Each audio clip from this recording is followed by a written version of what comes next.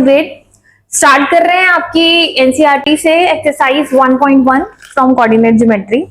आपसे थोड़ा सा उन्होंने चैप्टर्स को प्रैक्टिकल किया है। पहले थ्योरी पढ़ते थे बच्चे और मतलब क्वेश्चन करते थे, थोड़ा क्रैमिंग वाला सिस्टम था। तो ये अब डेली लाइफ में आप कैसे कोऑर्डिनेट का हर चैप्टर का कैसे यूज कर सकते हो, तो थोड़ा प्रैक्टिकल हुआ है चैप्टर।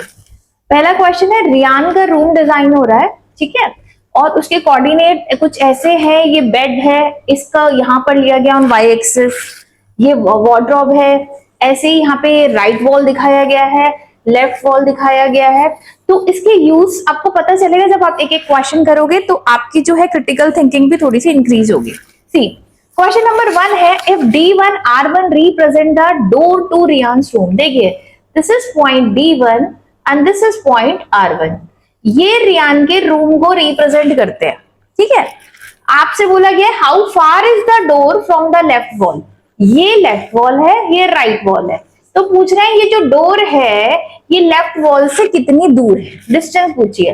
तो बेटा ये देखो, ये है आपका ओरिजिन जो होता है 0 0, और ये D1 डोर। तो ये हमें देखना है कि ये इससे कितनी दूर है, 1 से लेकर 8 तक कितनी यूनिट हुई, डायरेक्टली कितना यूनिट हुआ, 8 यूनिट।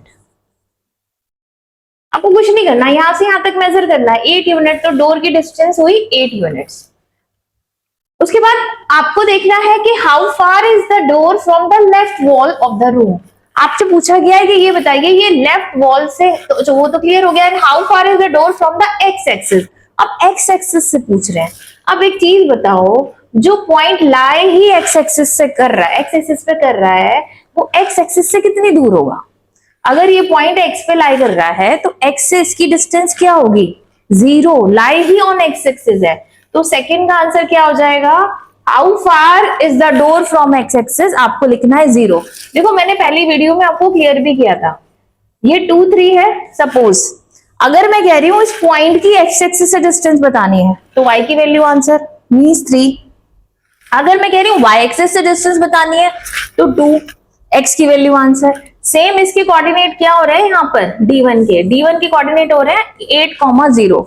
तो अगर x एक्सिस से डिस्टेंस अगर आपसे पूछी जाए तो वो क्या आ रही है, y की वैल्यू दैट इज 0, और y एक्सिस से डिस्टेंस पूछी जाए तो वो क्या आ रही है, 8 यूनिट। तो ऐसे करके भी आप याद कर सकते हो, ठीक है। वरना मैंने सिंपल तरीका बताया, आप यहां से यहां तक D1, इसकी डिस्टेंस y एक्सिस से कितनी हो गई, 8 यूनिट। और अगर इसी पॉइंट की x एक्सिस से डिस्टेंस पूछ रहे हैं, क्योंकि ये है ही x एक्सिस पर, तो इसलिए इसकी डिस्टेंस x एक्सिस से हो गई 0। होप क्लियर हो गया होगा आपको।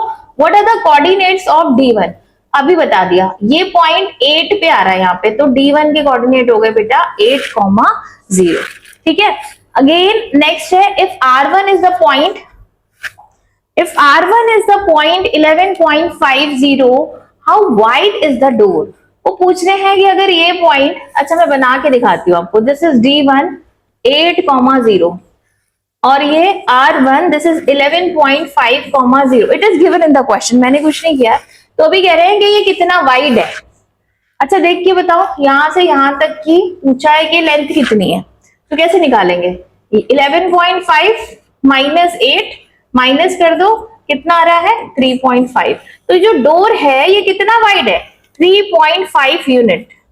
यूनिट क्या, एक्चुअली हम फीट में मेजर करते हैं डोर्स को, तो जो भी कर रहे हैं फीट में मेजर कर रहे हैं। तो 3.5 फीट की इसकी विड्थ आ गई आपकी, ठीक है। अब वो क्या कह रहे हैं, do you think this is a comfortable width for the room door. आपको लगता है कि रूम डोर के लिए कंफर्टेबल है, हाँ जी, 3.5 फीट कंफर्टेबल होती है रूम डोर के लिए। If a person in a wheelchair wants to enter the room, अभी ना थोड़ी थोड़ी आपको डेली लाइफ में थोड़ी थोड़ी चीजें सीखनी पड़ेंगी। वो कह रहे हैं कि व्हील चेयर से कोई एंटर करता है उसमें, तो क्या वो एंटर करेगा इजीली। अच्छा, व्हील चेयर की जो विड्थ होती है वो अराउंड होती है ऐसे, अराउंड 24-25 इंच की अराउंड होती है। 1 फीट में 12 इंचेस होते हैं, ठीक है। तो अगर 2-2.5 फुट की भी हो उसकी चौड़ाई विड्थ व्हील चेयर की, तो वो एंटर कर जाएगी।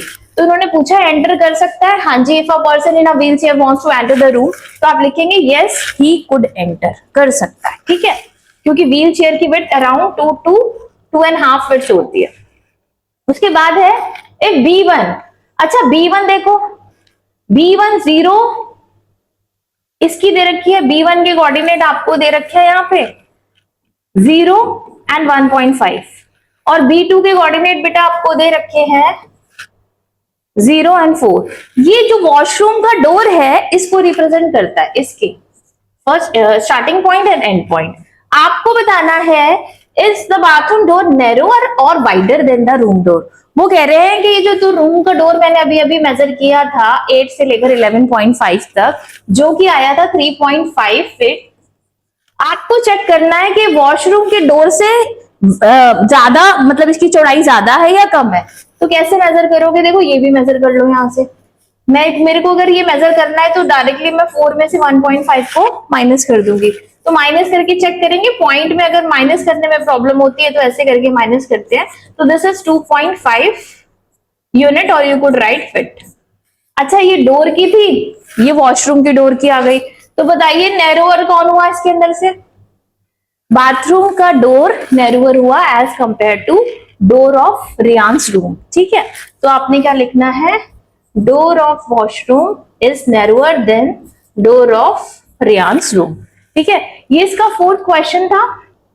इतने ही क्वेश्चन है इसमें, आगे कंटिन्यू करते हैं नेक्स्ट वीडियो में नेक्स्ट एक्सरसाइज के साथ। तब तक के लिए रिवाइज करिए। Thank you.